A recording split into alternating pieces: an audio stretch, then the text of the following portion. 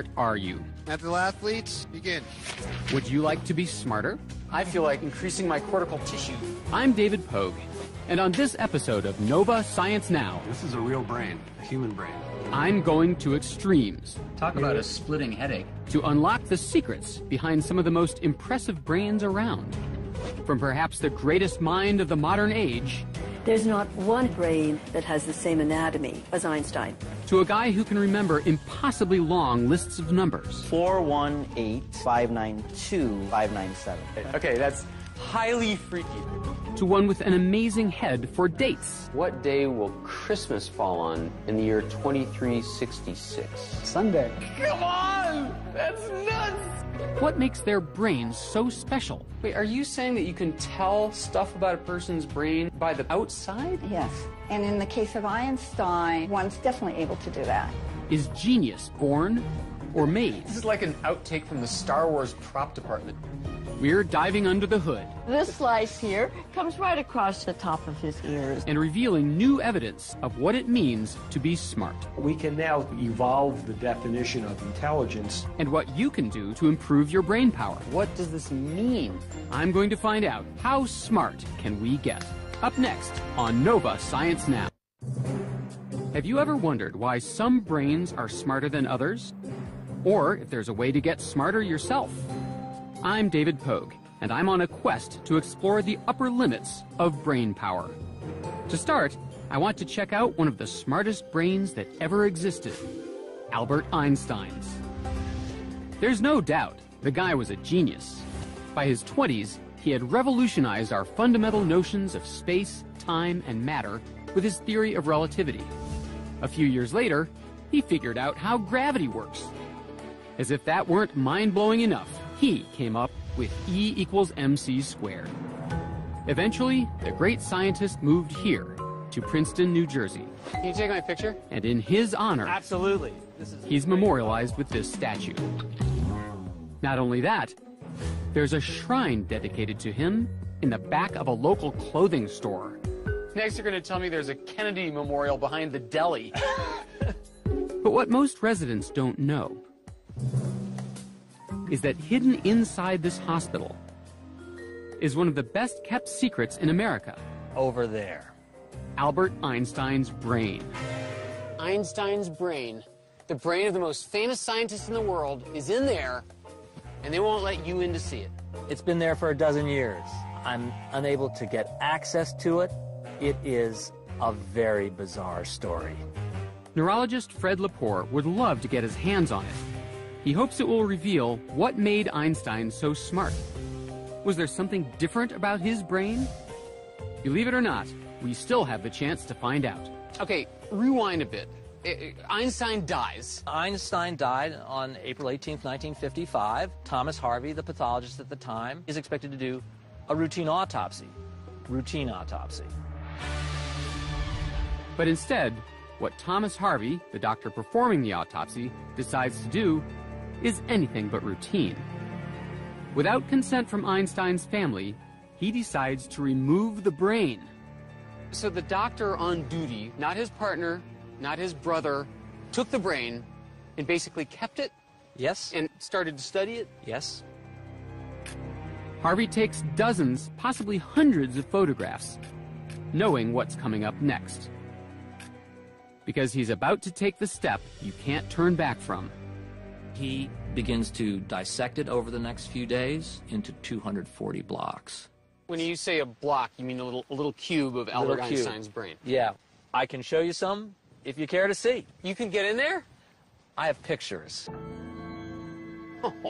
These are the 2 glass cookie jars. We believe they hold about 180 blocks, although they weren't counted. You're talking about blocks of brain? Blocks of brain. Those things that are sort of that yellowish putty color are sections of brain, and each section of brain is surrounded by gauze. If you had all the access you wanted, you would find out, what, that he was a genius? You might find out he has some circuits that are different.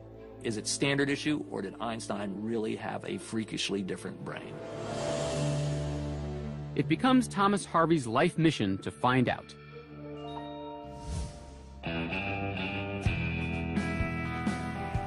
And when he loses his job at Princeton Hospital, Harvey quietly slips away, taking the brain with him.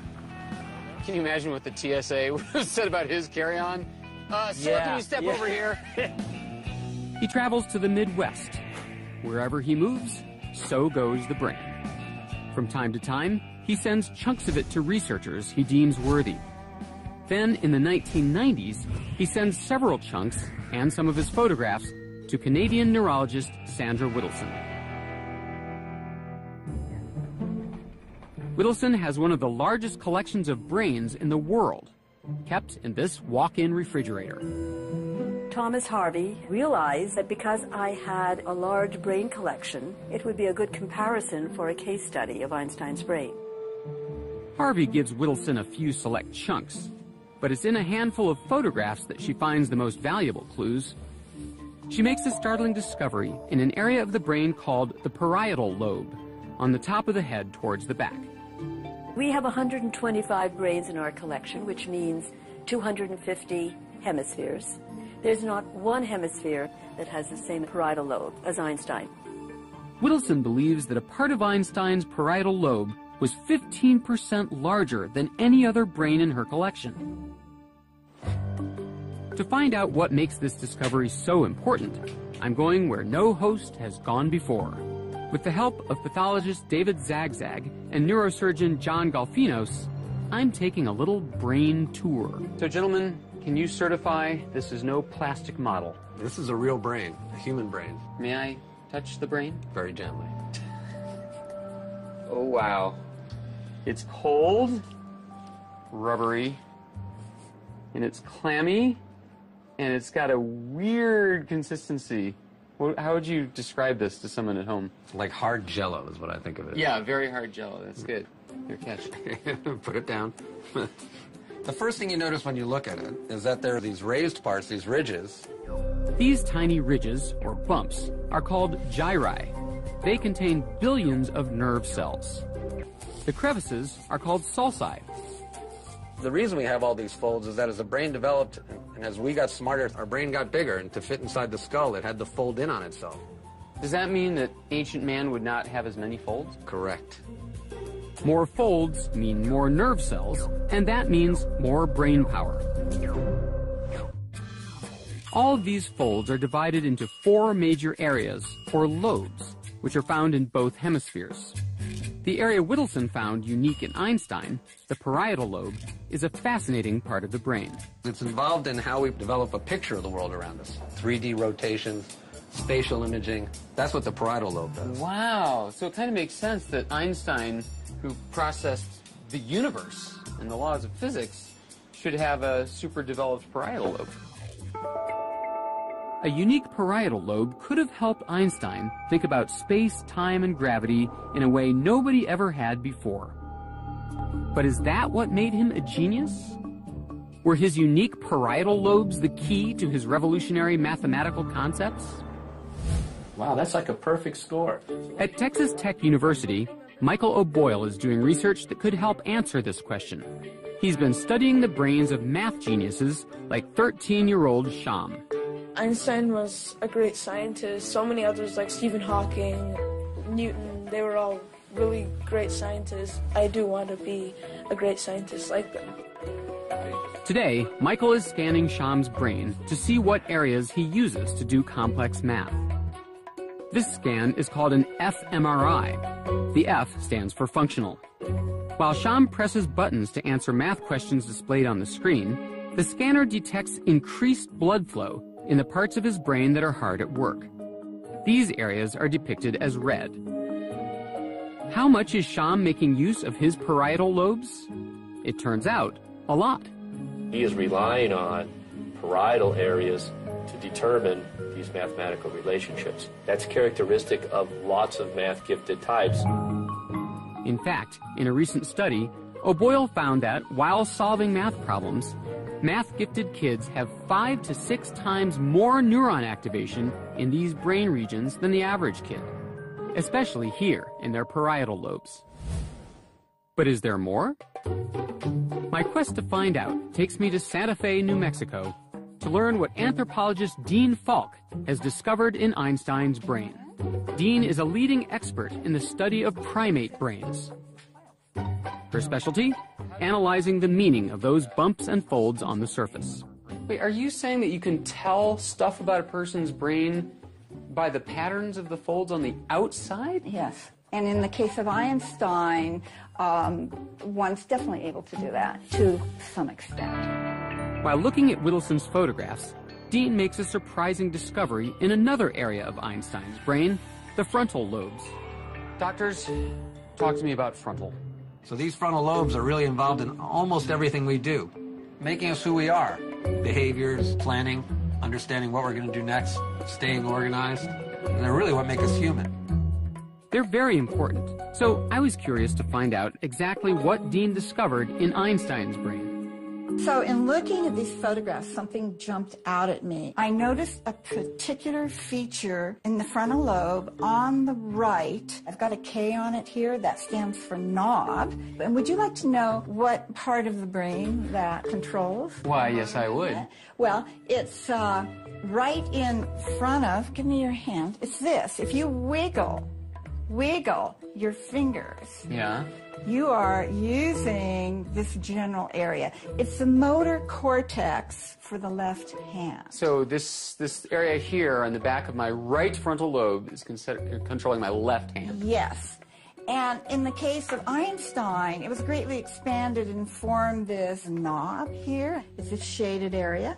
And if you'd like to see on the brain, I'll show you where it would be if it were expanded in a human brain. It'd be right about here, but notice this human doesn't have this knob. And it turned out that I've just read this study that talks about that knob and what it means. This study reported that musicians who learn how to play a stringed instrument in childhood develop the same shape in exactly the same place.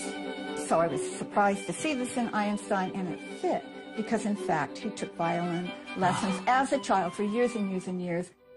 Dean does some digging and discovers this. When he was stuck on a physics problem, he would go into his kitchen and pick up the fiddle and play it to relax, and he would suddenly get an answer to a physics problem that he'd been working on.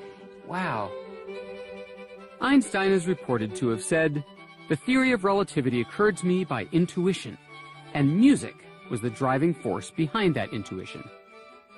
Einstein may have been born with extraordinary parietal lobes, but without his love of the violin, would Einstein have become Einstein? Einstein had experiences in his life which allowed him to put to use a great brain. So both nature and nurture were really important for Einstein. With all this talk about brains, I was dying to find out more about my own. So I had some scans taken that show the surface of my brain and brought them to Dean to analyze. I don't suppose it's too much to ask if I have anything in common with Einstein. Well, very interesting question. Lo and behold, the same studies that show violinists develop a knob on the right side of their brains show that pianists develop something similar on the left. I've been told that you do play piano. Yes. And I want to ask you, have you done this a long time? Did you take, since I was a kid. How long? I started when I was 9. In fact, the piano is a big part of my life. I played through college, on Broadway, and I still play today. Well, I'm not surprised because this configuration fits with the findings of the study. I've developed an enlargement right here in my motor cortex on the left side of my brain, just as many other pianists do. So I have reshaped my brain through piano lessons. That is a reasonable hypothesis. But enough about me. Let's get back to Albert. What the heck happened to his brain? Before Thomas Harvey died, he returned those 2 cookie jars containing Einstein's brain here to Princeton Hospital, which has refused access to outsiders like Fred Lepore. But recently, Fred got his hands on these long-lost photographs of Einstein's brain, which Harvey's family donated to the National Museum of Health and Medicine. So we have these newly emerged photographs of Einstein's brain. They've Really? been lost to science since 1955. No way! In analyzing them, Dean found several more unusual features in Einstein's brain, but the most surprising was in a different part of his frontal lobe. so I want to show you one of the most significant features. We have a frontal shot of Einstein's brain. Full frontal. Full frontal. And over here on the right, you can see one big gyrus or convolution there, and then we have another one next to it, 2, 3, and then 4. So do you see that? 1, 2, 3, 4. Yeah, it's got four giant gyri. That's right. This is very unusual because most of us have 3. So Einstein's brain has 4 big ridges on the front right side, and yes. most people have 3. Correct. So does that mean anything? Does that make him smarter? Does more surface area mean more cognition? Well, we can only speculate, but this part of the brain is called prefrontal cortex, and it's involved in higher cognitive functions. Wow. Including remembering things, keeping them online, and my favorite, daydreaming and planning the future. So it's perhaps appropriate because Einstein was famous for his thought experiments. And it's possible, maybe even likely, that this part of the brain formed the substrates for some of his, remarkable abilities. But it isn't just Einstein's prefrontal cortex that's remarkable. Is there anything else that you discovered by studying the brain? The entire brain's unusual. Of course, no two brains are exactly alike anyway. They're like fingerprints. But his is particularly interesting all over. Yeah, well, Einstein was a genius, so that kind of makes sense. Yes. These images give us new clues to what may have made Einstein so smart. Thomas Harvey would be very, very happy that these materials have come to light. That's what he wanted all along, and I also think that's what the Einstein family wanted. They wanted the brain to be studied in a scholarly way and for as much to be learned from it as can be. And so that now is possible.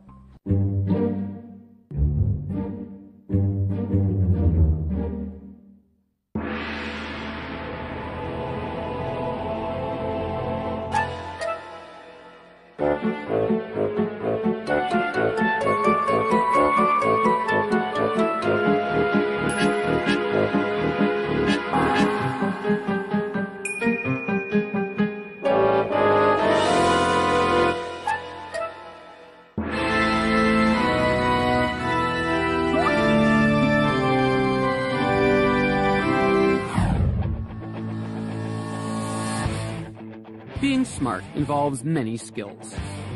Among them, how important is memory? To find out, I'm here at the U.S. Memory Championships. We have 5 minutes. Mental athletes, begin. First round, memorize 500 numbers in order in just 5 minutes. Trying to remember more than 20 makes my head spin. Nelson Dellis, a previous champion, memorizes 303 of them, making him the winner of this round. Oh, come on! It's rigged! It's stacked against people with bad memories. Next, I have 5 minutes to memorize the exact order of an entire deck of cards. Maybe I'll get extra points for creativity. Or not. Of course, Nelson beats everyone, recalling the order of the entire deck in 87 seconds. Unbelievable. Unbelievable. How smart is this guy? And how does he do it? I pictured Olivia Newton dunking a helmet. Huh? Olivia Newton? Dunking a helmet? Believe it or not, he's using an ancient technique that goes all the way back to 500 BC. Chester Santos, the 2008 U.S. Memory Champion, can actually memorize 60 numbers in order in under 5 minutes. 242 597. You got them all exactly right. Okay, that's highly freaky. Now it's my turn to learn this ancient memory technique. All right, bring on the list. Chester takes out a list of 40 random words for me to memorize in order. Monkey, iron, rope, kite, house, paper. That's right. I said 40. Bicycle, elephant, computer, sword, necklace, and pizza. That would take me several hours. You will have this perfectly memorized in 10 or less minutes. All right, I just want to be clear for the record. If I don't, it's his fault. Step 1.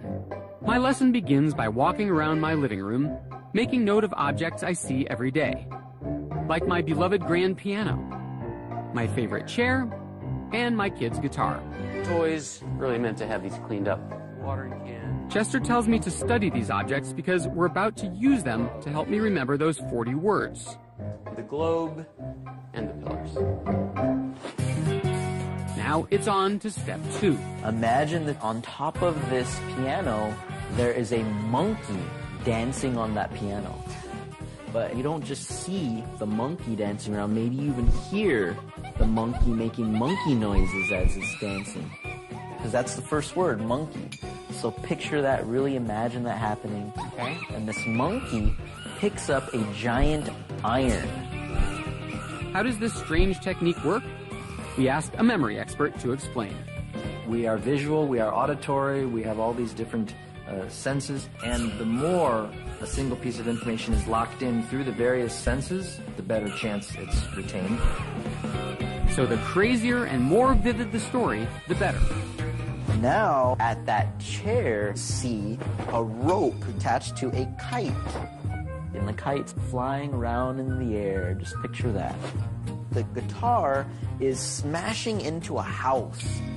And you discover that the house is made of paper. Further down the list, my tissues are having quite a memorable experience as they get run over by a bicycle with an elephant perched on top. Can you see that? I can. Something's wrong with me. But you will remember this stuff. Yes, I will definitely remember that. The time has finally come. I don't have any particular confidence that this I have a lot of confidence. Beyond the monkey. I know I got the monkey. So on the piano, we have monkey and iron. And then next to it was a chair, and that had rope and kite. And then guitar, smashing of the house, paper. Lo and behold, as I mentally traverse the room, the words come pouring out. A river. That's right. Rock. That's correct. Tree. That's right. Cheese. Correct.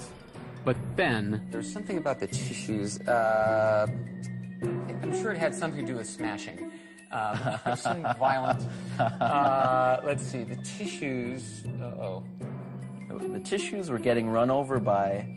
a bicycle You got by it. an elephant. After a close call, I miraculously whizzed through the rest of the list. The necklace and the pizza! Awesome. Great job. That was great. Next year's memory champion, David Pogue. Thank you. I want to know what parts of my brain accomplished this Herculean task. Yeah, so we're not seeing... I asked Dr. Zagzag and Golfinos to show me. So why don't you... Are you kidding me? This is what I call a brain knife. So, please? This one's going on the resume. Okay, ready? Right there. Oh, man. Oh! And Wow! I am very happy to inform you that you have made the most symmetrical cut. And the two hippocampi are right here in front of you. Just below the pointer. The hippocampi are toward the middle of the head, just a few inches in from the ears. These tiny structures help store our short-term memories. So that little thing is our memory? Short-term memory, yes, sir. Wow.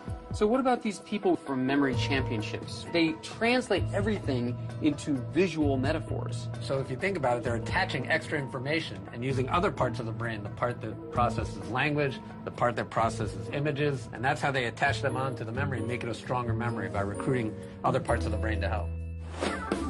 Having a good memory is important, but for a brain to be really smart, it has to do even more. Tell me which of these pieces should go here. It has to have the ability to problem solve. Number 4. For over 100 years, we've measured the brain's ability to solve problems with IQ tests, like this. Number 3. Could there be a better way? My quest to find out how a smart brain works takes me to a research center in Albuquerque, New Mexico, where state-of-the-art technology could give us a whole new way to assess intelligence. We now have the opportunity to evolve the definition of intelligence away from just relying on test performance and toward a definition that includes brain physiology that we can measure. How will they do it? Using this strange-looking device, called an MEG scanner, Richard Heyer and Rex Jung are trying to reveal what parts of the brain we use when we're problem solving. This is like an outtake from the Star Wars prop department. Yes. But instead of impersonating Darth Vader, I'm taking a pop quiz.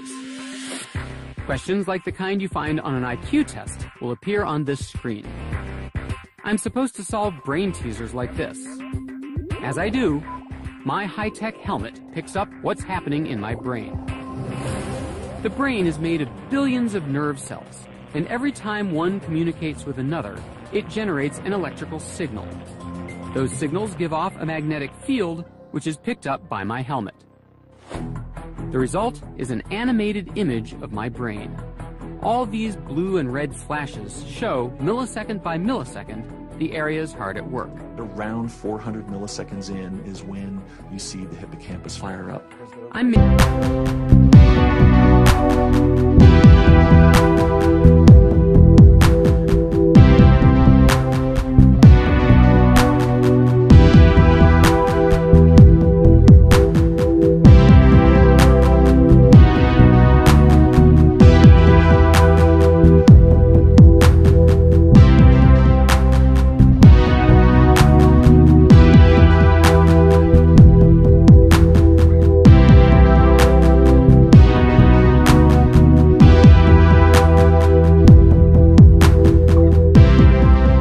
Good use of the areas I used to memorize those 40 words.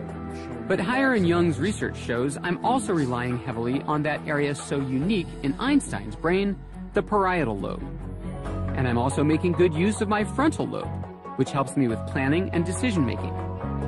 Both of those areas have been linked to visual spatial ability, numerical ability, abstract reasoning, but our research suggests that it's the communication among those areas that really is the key. How do different parts of the brain communicate? Look at the structure of the brain. You can see what they call the white matter. These are the connecting fibers. Call it white matter because they're really white compared to the darker areas. Oh, wow. Which are the gray matter. Gray matter is mostly on the outside of the brain. It's filled with billions of nerve cells. Beneath that is white matter. The white matter is made up of long nerve fibers that crisscross the brain, connecting different areas of gray matter to each other. The amount of gray matter you have is really important, but intelligence researchers are discovering that that spaghetti-like network of connections is just as crucial. That's the next great frontier of the brain, is figuring out every single connection. And how those connections work together. We want to understand not just the areas that light up during intelligence, but also how those areas communicate with each other. Is that the same in every person? We think not. We think there will be differences, and we think those differences will be related to intelligence.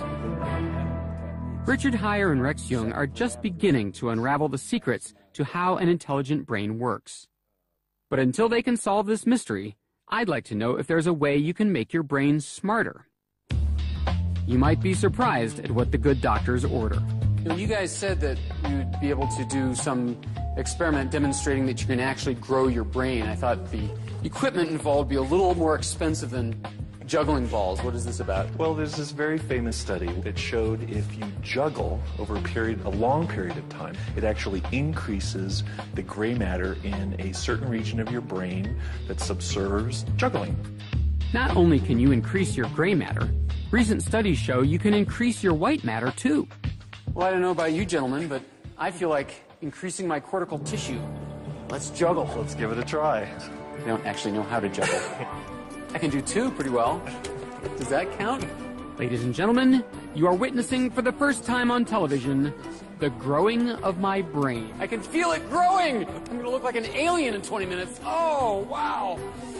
If you want to know how can you make your brain work better, use it or lose it. And use it to learn new things, like juggling. So remember, learn something new and you too can grow your brain power.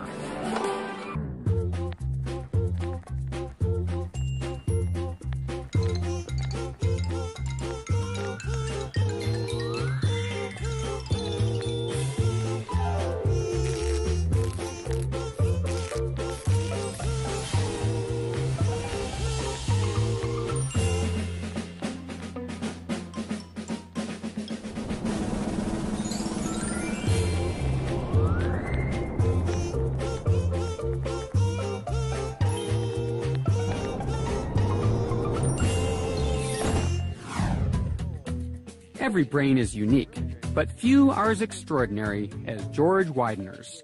What I experience walking down a city street is completely different from what George experiences. 24-hour active driveway? I don't like that one. George is on the hunt for numbers. When he finds ones he likes, he plays the most amazing game. The 515527. He took May 1st, year 5527. George has transformed this random number into a calendar date. Wait. So, 5527, like the super future? Yes. Long time from now. What he does next is absolutely amazing. And that is that's a Sunday. Come on! You can actually find a calendar from the year 5527 on the internet, and you'll see that he's right. George is what's known as a calendar calculator. Give him a date, and he'll tell you what day of the week it falls on. All right, so March 9, 1871. What day of the week was that? Looks like a Thursday. Holy cow, it was indeed a Thursday. What day will Christmas fall on in the year 2366? 2366, December 25th. That's a Sunday. Come on! That's nuts! You're right. How does he do it? How does the brain accomplish such extraordinary feats? When I try to calendar calculate, here's what happens. George gives me a date, February 20th, 2002. So you do your thing, and I'll do mine, and we'll see who gets there first. Okay, and mark it, set, go. All right, so... I try to figure it out based on instructions I found on the internet. Wait, is this your leap year? First, I calculate the total number of days between now and the date. I'm getting 3,741 days between. Divide that by 7. Is a Monday. If the remainder is 0, it will be the same day of the week as today. If the remainder is 1, it'll be one day earlier. That's Tuesday, Wednesday, Thursday. So I'm going to say February 20th, 2002 was a Thursday. That's interesting how it shifts. Like it's a Wednesday actually, but Oops, it shifted because I forgot to account for a leap year. Hold on. Wednesday. Wednesday. Now I'm getting Wednesday, just like you. What? Could you tell me how you did that again? No. Oh, okay. How does George do it? He says he's not doing any math. Instead, he sees numbers line up to form a calendar. He finds the date and sees the day of the week. Today, George uses his calendar calculating to create fascinating paintings. Each one is filled with numbers and calendar dates. He's an accomplished artist, but that wasn't always the case. When he was a child, teachers couldn't figure out what was wrong with him. I was labeled both gifted and learning disabled. So he withdrew into himself, finding comfort in calendar dates. And they became an obsession that disconnected him from the world. It took years for George to find out why. Finally, he was diagnosed with a rare condition called savant syndrome. I am a calendar savant, a high-functioning calendar savant. Psychiatrist Daryl Treffert, a prominent expert on savant syndrome, has documented about 300 cases of people like George who were born with extraordinary skills. In the process, he's also found around 30 truly bizarre cases where people were transformed into savants, seemingly overnight. These are people who have an injury or a disease, and all of a sudden some ability cascades forth, which was never there before. He calls them acquired savants, and they represent some of the most mysterious cases in the field of brain science. One of them is Derek Amato. He became a pianist after a severe head injury. So let me get this straight. You dived into a swimming pool and hit your head on the bottom. You came to a week later, and what? Derek started to suffer from headaches and memory loss that still plague him today. But then something unexpected happened. Barely a week after the accident, he was hit with an uncontrollable need to play the piano. He sat for hours playing this melody over and over again.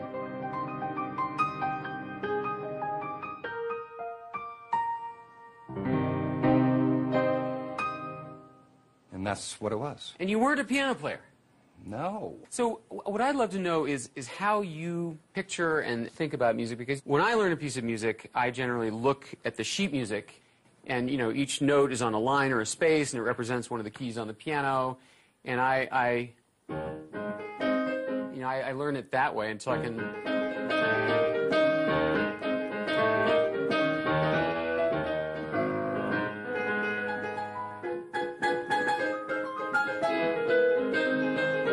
So that's all written out by the composer, specifically? That would take me a year to learn, maybe 5.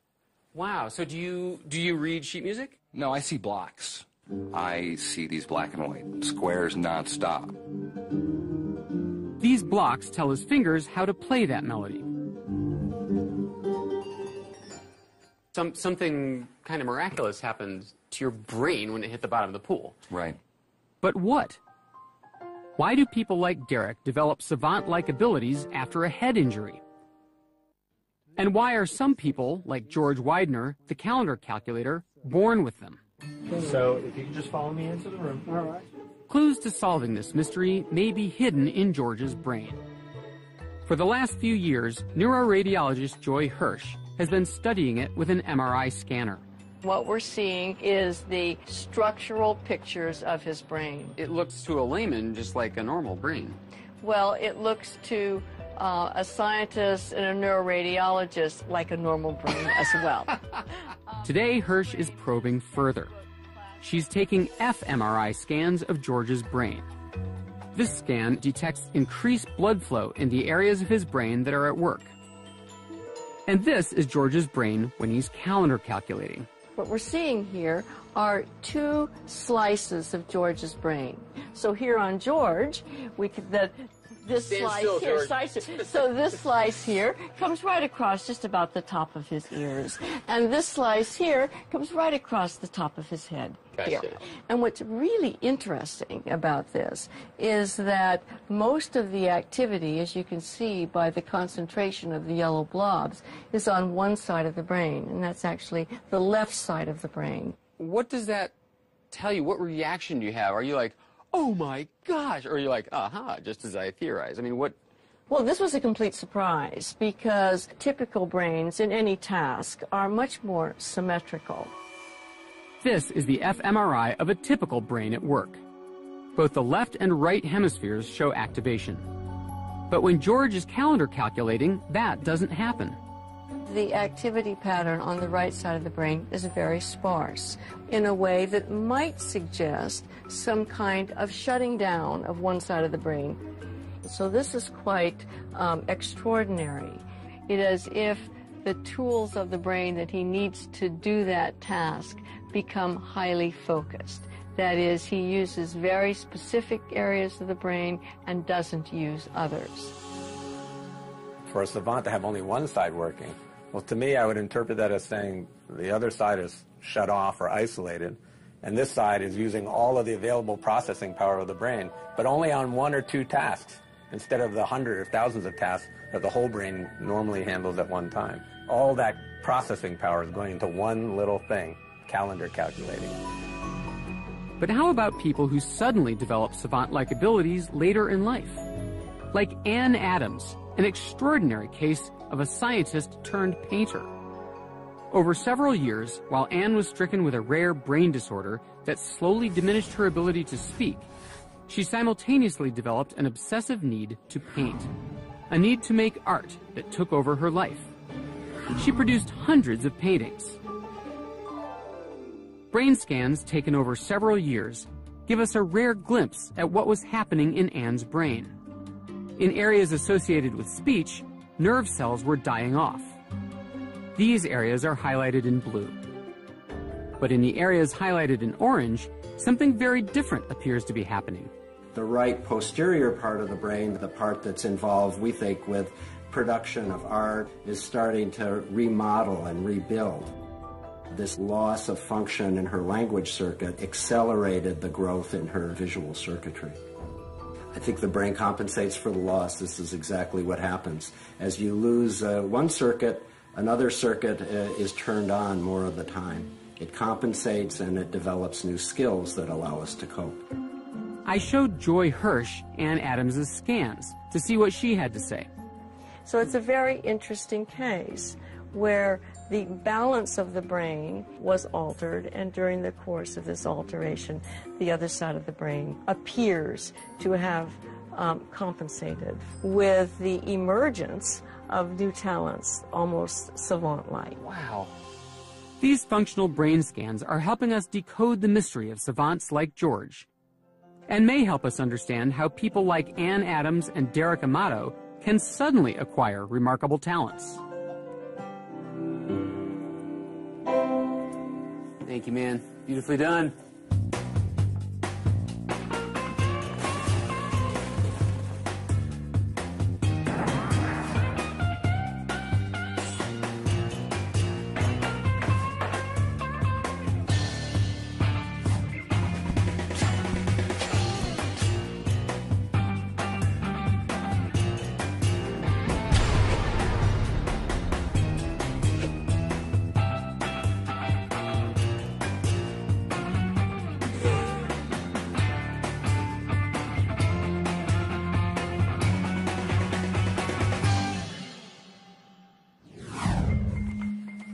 These kids are about to take an exam, just one of many in their lifetimes, and they're feeling the pressure. It is one of the worst feelings in the world. American students take more than 100 million standardized tests a year. You start to panic. You start doubting yourself. But no matter how smart you are, sometimes even the brightest brains don't perform as they should. My stomach flips, and then I feel really sad. They choke under pressure. I usually freak out. Yeah. And it's not just in the classroom. I think anyone can choke under pressure. We've all seen it happen. From American Idol. Remember everything that I told you. That's ironic. To a spelling bee. I-N-S-I. All the great chokes have something in common. They've all failed to perform up to their best when the pressure is high. Rick Perry in the Republican debates of 2011. And the, what's the third one there? Let's see. And, of course, the sports choke. Like going for a crucial field goal that should be easy and missing. Whether you're an athlete or just a kid sitting for the SAT, choking can be devastating. It's one thing to have skill or the knowledge to perform well, but it doesn't matter how much math you know if you can never show it on the quantitative section of the SAT. But what if you could teach your brain not to choke? That's the goal of cognitive scientist Sion Beilock. Sion is figuring out how to train your brain to perform at its best even when the heat is on. Sion learned about choking the hard way. Soccer, I think, was my one really true passion. My name is Sion Beilock, and I'm a soccer goalkeeper. At 16, she was a star goalie in the Olympic Development Program. Then, one day, a national coach came to see her play. I knew he was there, and I knew that this might be my one shot. An offensive player came down the right side of the field and took a shot at the near post, which is the post you're supposed to be able to save the ball from. And it went right under my arm and in the goal. It went all downhill from there. And that was it. I was out of consideration for the national team that year. You know, I had that one shot, and I failed. It was a crushing blow. I just felt totally defeated. All the hard work I'd put into getting to the place I was getting had just vanished in the blink of an eye. It was the middle of the game, and I wanted to walk off the field. So yeah, I choked. Soon after, Sion walked away from soccer. But when she went to college, she was determined to find out what had happened inside her brain on that fateful day.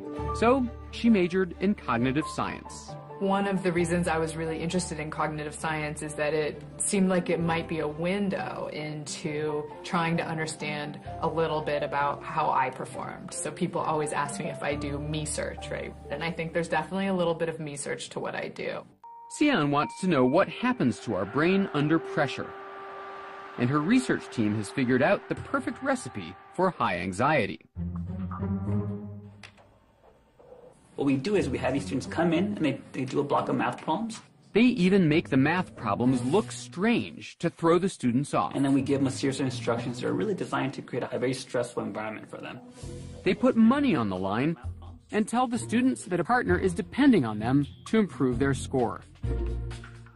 But if you can't improve, then you won't get this additional money, and neither will your partner. At this point, the students are really freaking out.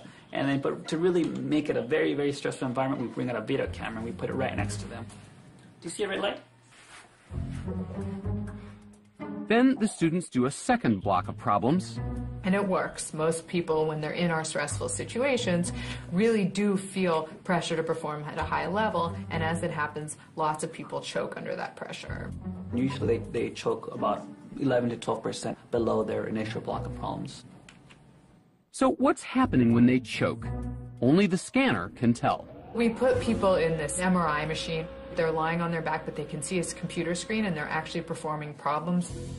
They use a controller to give their answers. Then Xian's team makes them sweat. Finally, during this next set of problems, we're going to be videotaping your performance. Xian's theory was that these stressors were messing with the patient's working memory. It's a little different from short-term memory, which comes from the hippocampus. Working memory is your mental scratch pad that essentially allows you to work with whatever information is held in consciousness. And it involves the prefrontal cortex, which is part of the frontal lobe just above our eyes. Our prefrontal cortex essentially allows us to do all those special things we can do as humans, whether it's hitting a tiny ball into a tiny hole or juggling lots of math problems in our head. Based on activity she saw in the scans of her stressed-out subjects, Xian can infer communication between the prefrontal cortex and the emotional centers of the brain, like the amygdala. And when the emotional centers are overactive, they can prevent clear thinking. In these situations when people fail, these worries tend to come online and co-opt those prefrontal resources that people would otherwise use to perform well. Xian's preliminary data suggests that in a choker's brain, the emotions cause a racket big enough to interrupt working memory. But what about those lucky people who don't choke, who perform well under pressure? What's different about a non-choker's brain? It's almost as if the prefrontal cortex and those emotion centers of the brain uncouple or stop talking for a moment. For non-chokers, it's almost as though they temporarily put the conversation between these two parts of the brain on hold. People who are less likely to choke essentially show less crosstalk. There's less of an opportunity for these worries to seep in and impact performance, and we think that these are skills that can be taught. High stakes in the class. Xian had a theory she thought could have a huge impact, and she set out to prove it. She went where the stress was boiling over, a high school biology exam. Just before the test started, Xian's team gave the kids an extra assignment. We came into the classrooms and asked all the students to either write about their deepest thoughts and feelings or sit there for 10 minutes. Xian knew from other studies that depressed patients who wrote down their emotions in a journal could break the cycle of negative thinking. But would it work for anxious test takers? And the idea is that if we have people journal before this important test, we might be able to help them succeed. The students poured out their deepest worries onto paper. Then it was test time. So how'd they do? Students who just sat without writing anything, on average, got a B-. But the ones who wrote got, on average, a B+. We boosted these students' scores over a half a grade point by just having them sit and write for 10 minutes about their thoughts and feelings about the upcoming high-stakes test. So what did the students write? There's millions of butterflies in my stomach. Breathe, breathe, I'm telling myself. So he starts out talking about how worried he is, and then towards the middle he says, as I continue to think about this final, I relax significantly. For those students with high test anxiety, journaling was a silver bullet. But why does it work? When people are worrying up under stress, it's almost like a computer with too many programs open at once. Sometimes everything crashes. And by writing down some of those worries, you're able to offload some of those programs so you free up resources to perform at your best. Journaling may help kids show how smart they are when it matters most. You don't have to be an Olympic athlete or sitting for the SAT to have these choking experiences. Whether you're interviewing for a job or just one of my favorite places where I often choke, parallel parking in front of your spouse, some of the same processes can drive that underperformance. What my work shows is that it doesn't have to be an inevitable phenomenon and that we can learn from those poor performances. And what if she'd never choked? I've thought about this idea. Maybe if I hadn't choked in front of the national coach, I would have gone on to play in the Olympics. But I'm happy with all the lessons I learned from that experience, and I think I've been able to take some of them and use them in my new life pursuits. I want my work to really push the bounds of what we're able to do so that everyone can perform up to their potential. And Sion practices what she preaches. She journaled before this interview. So what did she write? So I wrote, "What a day. I'm exhausted, and I hope that doesn't make me sound incoherent. I need to just focus on the present, on today, and have fun with it, and not let my thoughts or worries about tomorrow or the next day seep in." And did it help? Sure. Did I ace my interview? Then yes.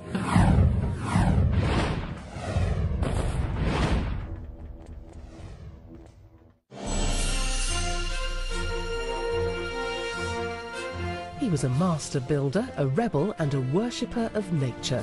Explore the legacy of Frank Lloyd Wright and get to know the man and his buildings on Sunday night at 9. Next tonight we enter the real CSI.